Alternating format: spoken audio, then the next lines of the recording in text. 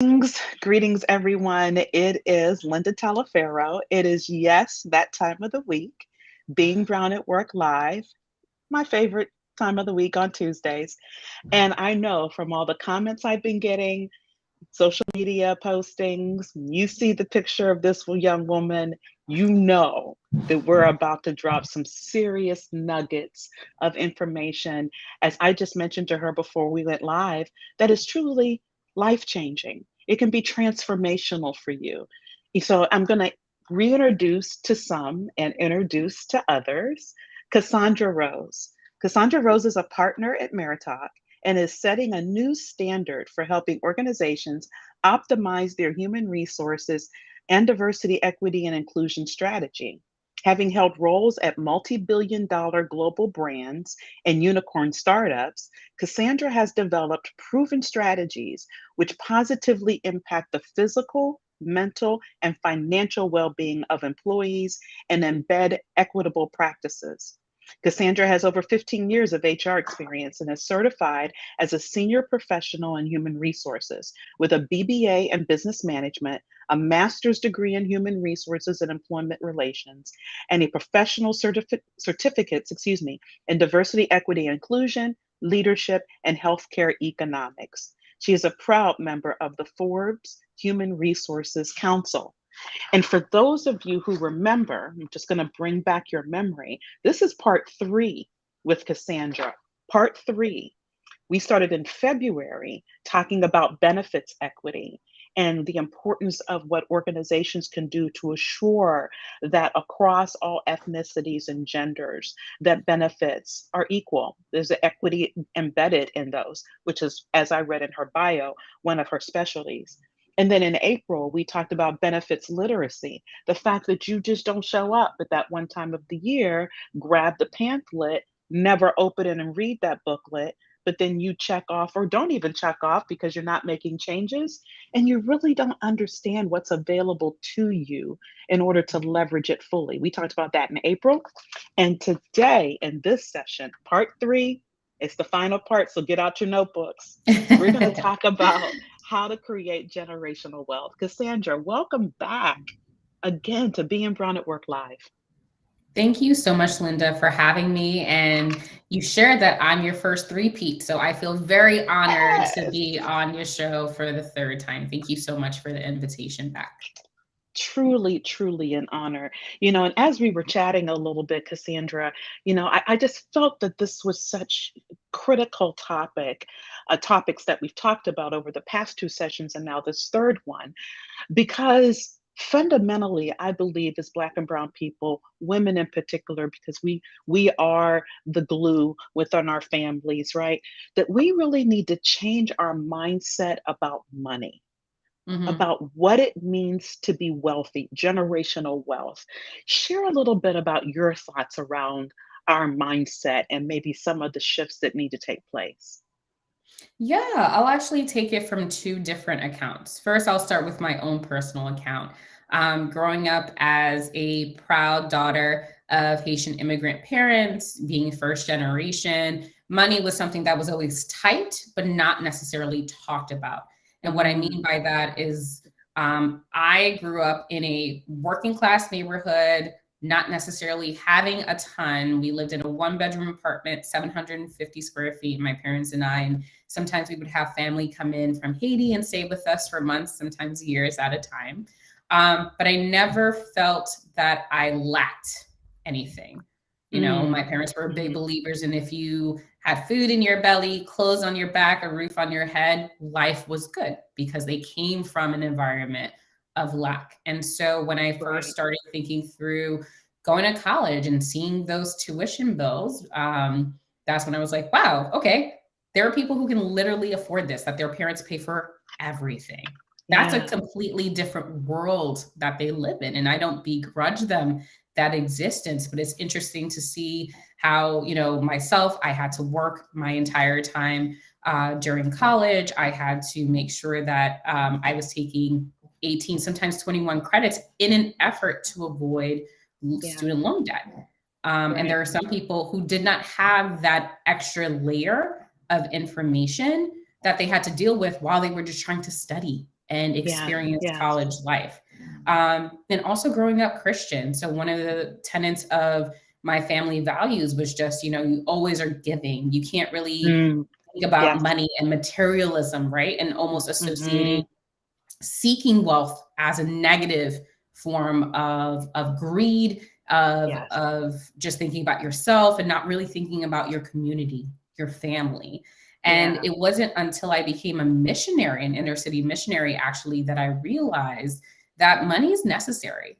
It's Yes. reframing that money is just a tool. People can use it for Yes. bad, but people can use it for good. Because when you don't have money, even if you're a nonprofit, you can't exercise your mission. When there Exactly. is money, I almost equate it to oxygen. When you have a ton of oxygen, as we do right now, we're not even thinking about it. It's just this Exactly. automatic thing that's happening in the background. When you have money, when you have the resources to accomplish your goals, it's this thing in the background. It's only when we lack that it becomes a major focus. So I Yes. would Yes. encourage and invite anyone who's ever thought about, like, I don't think I should make a bunch of money, it's not that important to me. It is important because there's so many people who came before you to sacrifice for the opportunities that you have at hand. And making money is your right. It truly is your right to make money that's Yes. abundant above what you need, so that way you can impact your community in the way that you truly want to. Oh my gosh, Cassandra, you were everything there. And thank you, Leslie. Leslie just said greetings from Birmingham, Alabama. She's joining us via LinkedIn Live. Yeah, gosh, Cassandra, you just said everything there. One, it's how we look at money and the fact that money is a tool. That is, I mean, that's it. It is a tool. But that last piece, oh my gosh, it is your right to earn it. It is Mhm. your right to make it. It's your right to have it. And the fact that we minimize ourselves a lot of times when we're interviewing for jobs, and we don't feel comfortable negotiating, or it's time for that raise and we did all the things right that we were that would take us to that table to talk about the raises. We tend to shy away, and I totally will agree with you because I was raised in some similar fashion. The materialistic thought process comes up. Man, Linda, are you just greedy? Are you just Mhm. focused? You drive a nice car, you have clothes, you have a roof over your head, you should be satisfied. There's this, like, I don't know, this thing where it's just you should be grateful, that's enough. It's just, Right. and and yet it has nothing to do with that. I often say, and this is how I walk, to whom much is given, much is required. I am Mhm. worthy of that, right? But I also feel that sense, similar to what you said, is that the money allows me to support my community, my family, my church, all the things that I feel compelled to be a part of. That's what money affords me the opportunity to do it. And I'm so glad you used a nonprofit as an example as well, because we think of nonprofits, well, what they don't, but they use money as a tool. They need it. They need it, right? Like, they're Exactly. what I usually joke even with my employees is that, you show up here because of the money. Yes, the values and the culture and all of those things attracted you and keep you in your seat. But if I turned off payroll, there are a few people who would stay in as volunteers. Most of you would clear the organization very, very Absolutely. quickly, right? So if Absolutely. we all know we need oxygen, if we all know that we need money to meet our material needs, to meet our dreams and desires, then we should value what we receive as work. We should value the exchange, that I like to call it, the energy exchange, that Mm. I'm going to provide value to an organization. And in return, I want compensation that honors that level of value. That honors that level of value. Yes. Yes, Cassandra. See, I know several people are commenting in the chat. It is a mindset shift. It Mhm. truly is. The right to earn, and then the honor of compensation for the value, the work, the effort, the time that you bring to the table. Absolutely, Cassandra. That, I mean, could not have stated that any better. Could not have stated that any better. I'd like to really touch on, and this is something that I've I mean, I'm an entrepreneur and I have a 9 to 5. I'm out there on social media, right? As a lot of people are. And we see this on a regular basis. The people that are posting about all their receipts and, the get quick rich or the get rich quick place. And the only pathway is this. And I can help you, triple and double, well, all of those things. We see it on IG, we see it everywhere all the time. And I'm an entrepreneur and I respect that and I know that works for some people. But what I'm concerned about is that if people thinking that is the only pathway to generational wealth and that it can't be done for those of us who have decided, I'm at a corporation and I want to be honored for the work that I bring to the table. So can you share a little bit about your thoughts on, that dichotomy, the social media drawl and the get rich quick. I know I had a young lady on from tech and she's at USC. And that's one of the things that she really wanted to talk about. And she did in her session. She wanted to warn everybody, don't come to tech and just think, the light switches, Mhm. it turns on and you're immediately a millionaire. That doesn't necessarily happen, right? You want to warn people of that. So share your thoughts on some of that, Cassandra. Yeah, Linda, where I find a lot of Black women are going into that entrepreneurial route, there's a number of reasons that drive that. One, we're not paid fairly, right? So I already just talked about that it's honoring the value that you bring to the organization. Right, And we know historically, women in general are just not paid what men yeah, typically are paid, specifically right. what white men are paid. And we talk about pay equity and that gap. So it's like, okay, if I'm going to wake up, put hours of efforts into something, then I want to make sure that I own it because I know my value. So I'm going to charge Mm, what I need to mhm, charge. And I mhm. love seeing these stories, these success stories of people Absolutely. going out, making their mark and creating spaces. But let's not kid ourselves to know that some of it is to avoid microaggressions in the workplace. Some of Mhm. it is to avoid the politics that come with not getting the promotion, not because you weren't the best or, definitely deserving of it, but because you just know that that's not going to happen for you at that organization. Mhm. So I think we need to address why people feel pushed into the entrepreneur journey versus Yes. pulled into it as a Yes. passion that they want to derive. So speaking to those who are in the 9 to 5, I hope that you take that reframe of money and go, am I being truly valued at my organization? From a pay Yes. equity level, that's a very macro thing. You would have to see how much all men are paid, all women are paid. That's something Sure. that HR is not going to disclose, let's be honest, for legal reasons. Sure. But Sure. do your own research. Look at the Yes. titles, similar titles in your geography for what you do, for the amount of years that you've worked, and go, am I being compensated? And I think part of the Great Resignation was just a lot of people pent up saying, I'm not getting paid enough. And I'm not saying just chase the dollar because it may come with a lot more than you bargained for. It's But so if true. you are not being compensated, being honored for your contributions, you can still make a path for yourself through corporate America that doesn't necessarily include you exiting it. Because we still Mhm. do need people to stand in the gap, to get into those leadership levels, to create Yes. the spaces for others Yes. to follow. So that would be my Yes. encouragement for people who want to continue down that path. And then for those who are thinking about the entrepreneurial journey, and Linda, feel free to jump in here. I started it myself a little over a year ago. I will say it's different. It's a different Oh, mindset. yes, it It's is. different about the way that you work. Just because you're excellent at something doesn't mean that you know how to package it and create enough demand that's consistent that will Oh support gosh. your desires and dreams. So make sure that you're taking the time to speak to other people who've, Yes. made that decision and gone out successfully and unsuccessfully, to hear Mhm. both sides of those stories. Make sure that you saved up enough money that if your success isn't completely immediate, we're hoping that it is, but if it isn't, Sure. that you Sure. don't have to also scramble to figure out how you're going to pay your bills, how you're going to cover your rent, just your life things. And should you choose to continue on that journey, I hope you get around communities and within programs that teach you how to scale, Yes. because So scaling important. is Oh my so God. important. Starting is one thing, and that is Whew. an act of courage.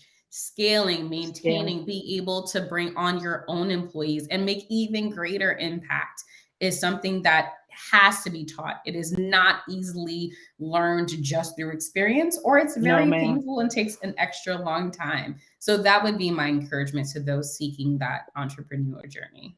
And it's more than encouragement, Cassandra, it's some serious wisdom. Because I started this thing in 2017, and I'm gonna tell you, I tell people all the time, not that, I mean, I love it, don't get me wrong, and the impact I'm making with the women that I engage with, and I love doing this. But I'm gonna tell you what, I'll do that corporate gig again in a heartbeat because this entrepreneurial thing is no joke. But you gave some really good wisdom and nuggets here, because when you do have to educate yourself, that is so true. Just because you're good at what you do does not mean it's sellable. You have to know how to package it. You have to there's so much you have to understand about the marketplace, and especially since a lot of it is driven with online marketing. I mean, Hmm. it's so different than the old way of launching a business. It's quite different now. Scale is critical, Critical. and understanding bringing on employees or contracting. Most of what I do, I contract out. That works for my business and how my business case and how I set it up. But I had to learn that. I had to Hmm. get business coaching, right? I had to learn that. So, oh my gosh, awesome nuggets, awesome nuggets. Yes, I agree with you. I love to see people get out here and be successful, but we also need people in the corporate space. I just made the personal choice that I was going to do both. And I think it's just because of where I am in my career, in my life, it works for me right now to do both and how I've structured it. But I would say if you're in corporate America, I totally agree with Cassandra. We do need people like you, brown and black women, to stand in the gap, to move the needle, to not totally say I'm done and all of us walk away, right? Because then, all the hard work that Cassandra Rose has been doing for equity and other people are doing for equity just falls by the wayside. We don't have other people joining us. So, oh, beautiful nuggets that you gave us there, Cassandra. So, again, see, I hate these sessions with you because 10 minutes. It's such powerful information that you're giving. I want to make sure that we leave some good space that you can give people some steps. We're talking about creating generational wealth. And I want to Hmm. make sure, because you said also something that was critical, that people understand it's not just chasing the dollar. I mean, that's just not what it's totally about. And so, because of this is what you do, this is your expertise. Could you lay out for us 3 to 5 things, or maybe there's even more, that you would highly recommend? And Cassandra, please feel free to tie in other things that you've talked about in the other 2 sessions from this earlier part in this year as well, if they're applicable. So let's help people figure out, how do you go about creating generational wealth? Yeah, I'm going to start from a very non-traditional route. Go get preventative care. Go to the Okay. doctor, get your annual physical. If you identify as female and there's certain tests that you've been putting off, go do that. If you identify as male and there's certain tests you've been putting off, go do that. Why do I start with physical health? 1 in 3 people will experience some type of short-term disability in their lifetime. Over 1 billion people on earth identify with a disability. When Mhm. you are out of work due to a disability, that can impact your income and future earnings. Let me give an example of women who go out and have babies, something that's been occurring since, I don't know, the beginning of time. Right, But for some reason, as a society, we still grapple with it. There is no yeah, federally paid family leave to address something right, that happens all the time. There's a few states, and I applaud them, that do that, but on a federal level, there's yeah, nothing. And so a lot right. of companies have stepped into the gap to create parental leave policies, cover you, disability coverage, and whatnot. However, people still struggle, especially women as caregivers, to balance work and home life. That's why we Mm, are at a 33-year low seeing participation of women in the workplace. mhm. Wow. that inhibits women's ability to earn. Remember, we're already behind the ball from a pay Yes. equity standpoint. Yeah. Then we take a harder hit when we have to exit the workforce and re-enter sometimes at lower level jobs Yeah. or at the same salary we had 5 years ago. That's not keeping up with inflation. That impacts our ability to get promoted because they might Mm. promote someone who never had to take 6 weeks, 8 weeks, a year off over Mm-hmm. ourselves. Yeah. That inequity already can calculate over up to $1 million of lost income over a Wow. period of a lifetime, right? So when you Wow. think about all these things, you want to make sure that as a woman, when you're thinking about leaves, whether it's to have a baby, to take care of a parent, whatever it may be, and honestly, anyone who may be a caregiver, Right. look at the organization that you want to work at and see, do they have policies that help not only accommodate those, but don't penalize me for taking Mm. advantage of those Mm-hmm. benefits. Let me Okay. make sure I'm healthy enough. So that way, those things that do have to happen, that I choose to happen, that's one situation. But if you're ill, if you're sick, if you're not taking care of your health, you're more than likely to suffer from chronic conditions, Yes. right? Which then Yes. it may create barriers to your ability to be promoted, to show up for work, to be at your best. Yes. So as much as you can, condition your body and condition your mind. Get therapy. Mm. Talk about the things that are stressing you out. We are literally in year 3 of a global pandemic. There is no one walking around this earth who's like, I'm totally fine. Right. No, Everything there's is, no way. Absolutely. there's no way. So make Yeah. sure that you're taking advantage of preventative care because that gives you the ability to be healthy enough to be able to do work, whether it's entrepreneurially or through a corporate environment. So that way you Right. can make the most money that you can while Awesome. you while you're able to. So that's one thing I would want to talk about. 2 is investing.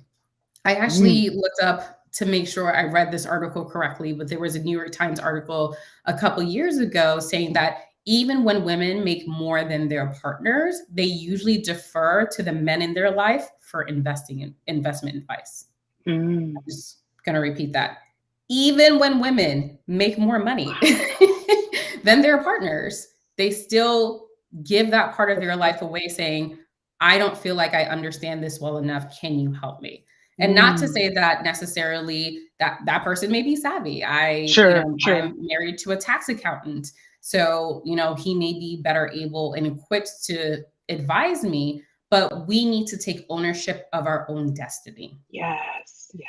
And people may think, oh, it's because women aren't good at math, which is something I just destroy because that's a stereotype that doesn't even make sense. No, it doesn't. But also, you have to remember that there's been lots of barriers to women even being able to be financially independent. It wasn't until the Yes. 70s where we even could have a bank account without having a man associated with Wait a that. minute. Yep. Yep. Credit cards, mortgages. So if you think about it, we're like a generation and a half removed from the ability to have a job Mm-hmm. and finance our entire lives without the need of a spouse. Wow. And so take that into account. If you feel anxious about what it means to invest long term, what it means to grow your wealth, seek out an advisor, pay for that part. I'm a big Yes. believer. You don't need to be great at every single aspect of adulting. That's why there's people with specialties. Yes. Pay for that part, but own your future. That would be my recommendation, especially when we're talking about 401ks, 529 plans, when you have Yes. access to employee stock purchase plans, when you have access to equity through your company. These are several vehicles that are Yes. tax preferential that Yes. support your ability to grow money, sometimes without even thinking about it, because it just comes out Even of your thinking paycheck. about it. I'm gonna interrupt you real briefly because I need something to repeat, two things addressed because I hear it all the time. And it's so 401k. Yes. Join the 401k. Please tell people. And then when you get a bonus, if you happen to be Mhm. in bonus structure, don't go spend all the money. Right, Cassandra? If anything, I would say to people, always negotiate for a sign-on bonus. You may not get it, but ask for it, right? Worst case Oh, scenario is right, they say right. no. If you're already at the point in the interview process where they want you, asking for a sign-on bonus is nothing. Exactly. Two, if you and don't use that money. Linda, I completely agree with you. Use your Yes. bonus as complete savings because you should be budgeting for your life on your salary anyway. Your bonus should be Anyway. an investment Yes. vehicle of either savings, money market, anything your financial planner would advise, but really start to think longer term. There's actually a Yes. phrase, and I want to get to this third point and then questions Please, please. around an empathy gap. When we think about ourselves 20, 30, 40 years into the future, we can't really identify with that person because we don't know who we will be, truly who we will Right, be right. then. And Yes. so we're okay with saying, you know what? I'm going to go to that vacation that's 10 grand instead of putting this 10,000 because I know who I am and I deserve a vacation. I don't know. When I'm 65, I'll just figure it out. But that is not how life works. And so, in Right. any ways that you can, just really think through how can I smartly put something away for the future me? Literally, it's Yes. like handing money from yourself to your retired self, and your retired self will thank you. And then the Oh my last God. It's piece beautiful. Empathy gap. Okay, go ahead. is the empathy gap. And the last piece is your legacy. I spoke about that at our Mm. last session. And so when you think about being healthy enough to be able to work and earn a really good, commanding compensation package, saving for a rainy day, saving for your future, investing in your dependents and your communities, what happens to it all when you leave? Mm. Right? When we think about generational wealth, we Mm. think about how someone's rich uncle contributed to a future that made their life easier. A Mm-hmm. lot of those policies are life insurance. It wasn't this person was just so great at Right. saving, they had a ton of money. They died young enough for their life insurance to be able to be cashed out. And that supplied the basis for a down payment or Mm-hmm. someone's college education, and it literally lifted one generation out of debt. So Yes. when we think about all these pieces, I want you to make sure that you're coming up with a plan that's documented to be able to capture all these things so that way it doesn't get lost in just the justice system of people trying to figure out where all your resources were saved or people taking advantage of that. Make sure you're leaving beneficiaries on everything. Make sure that you have a will stating how you want your estate. Yes, your estate Yes. to be Yes. given out, right? Your next Yes. generation will thank you and hopefully they also pay it forward. Yes. Oh my gosh, it's wonderful. I truly believe in everything you just said. I have a trust fund. I have insurance. I say this all the time. I patterned a lot of what I have in my career after my uncle, one of my eight mother's eight brothers and sisters, and the wise information he gave me. We lost him several years ago, but I tell you, it's made a difference for me because my mother, who's 94, didn't talk about money. One, she didn't know, right? She didn't have Mhm. this information. So oh, it's just this is so great, Cassandra. I do want to mention a comment that one of our LinkedIn viewers just said.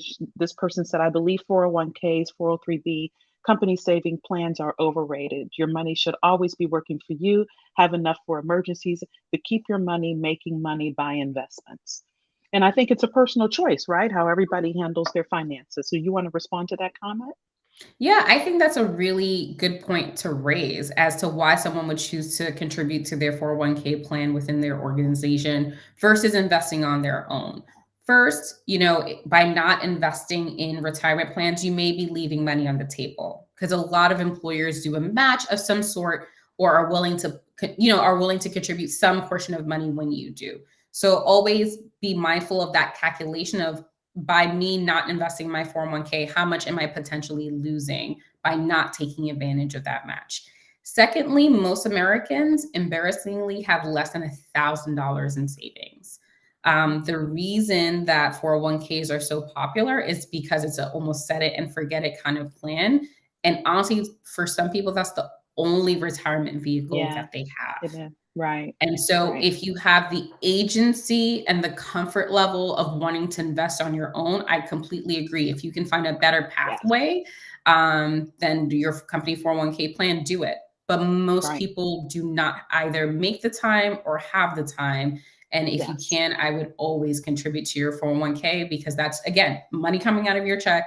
that you don't even have to think about being Yes. managed legally by people who are going to make sure it's to your best service. Best, yeah, yeah. Wonderful response to the comment because I agree. I mean, if the person that commented, I mean, if you are wise and you how to invest and you're disciplined, by all means, I totally agree with you. But to Cassandra's point, there's so many people who are not, and the 401k provides them that tool. And yes, everyone has an estate. Yes, they do. Someone Everyone else has can. an estate. Everyone has an estate. Everyone does. Oh my gosh, this has been great. Look, if you're catching this on the replay, love, please, and a lot of you do, put comments in, even put questions in, because I stay in touch with my guests, and Cassandra's phenomenal at responding. She will definitely address any questions that you may have. You can also find her on LinkedIn, you can find her on Instagram, and ask her directly yourself. So if you're catching on replay, you've got some concerns or any other things you'd like to address. I think somebody just popped up here. Can you talk about being invested in a company and a 401k if you're not vested? Will you not be able to keep the money you've put into the 401k when you leave the company? No, you can take it with you, sweetheart. I get who I should said, sweetheart. I don't even know who you are on LinkedIn. My apologies. But My I'm quick telling you, 10-second response to that go ahead. is Yes, your money is always yours. You never always yours. lose that money. Yes. So, yes, of course, you can take it with you. How vesting works at your organization, you can find it in the summary plan description, which is required by law for them to give it to you. So, just read through that and you'll know your answer. Boom, there you go. You got your answer. I'm glad I saw that because that's a really good question. A lot of people are reluctant to put their money in because if they leave, they think the company keeps it, and they don't. So great. I'm so glad you responded. Investing is important too, to know when the match that you to sweetheart Ella. Thank you for taking that. I didn't mean any disrespect. So I appreciate the humor. But yeah, the vesting is important to understand whether that match comes with you when you leave or not. So that's why reading, when they give you this information, read it, dive into that, and even reach out and ask questions. Cassandra, this was phenomenal. Absolutely phenomenal. I'm so grateful for your time over these 3 sessions, February, April, and now today. It's invaluable. So thank you for honoring being Brown at Work Live. Deeply appreciate you. Thank you so much for the invitation. Thank you to everyone listening in. I really hope it changes someone's trajectory. And if it does, please let Linda and myself know. Thank you so much. Absolutely. Absolutely. Okay, everyone, until next time.